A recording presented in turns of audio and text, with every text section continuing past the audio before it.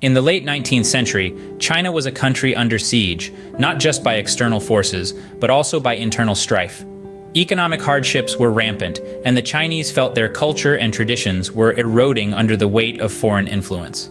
This was the volatile backdrop against which the Boxer Rebellion began in 1899. The Boxers, a secret society known as the Righteous and Harmonious Fists, became the face of this rebellion.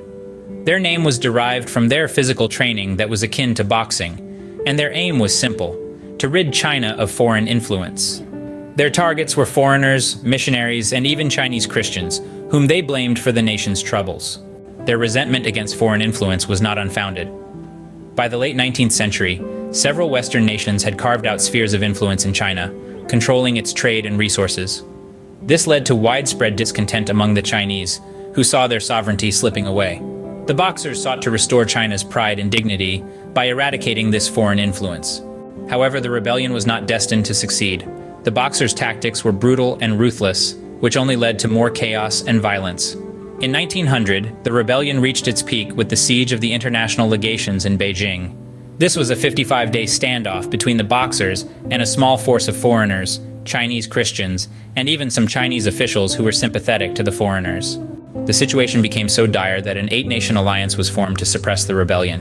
This alliance, comprising of Japan, Russia, Britain, France, the United States, Germany, Italy, and Austria-Hungary, brought in 20,000 troops to quell the rebellion. The Boxers were severely outmatched, and by August 1901, the Boxer Protocol was signed, officially ending the rebellion. The aftermath of the Boxer Rebellion was grim.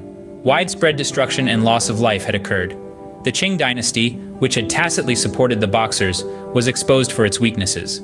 This failure was a severe blow to the Qing Dynasty's prestige and contributed to the eventual downfall of imperial rule in China. The Boxer Rebellion, though it ended in failure, was a turning point in Chinese history. It was a stark reminder of the costs of foreign domination and the lengths to which a society would go to preserve its culture and dignity. It was a rebellion born out of desperation, a desperate attempt to reclaim a nation's identity. And while it was brutally suppressed, its spirit of resistance and nationalism lived on, shaping the course of China's history in the years to come.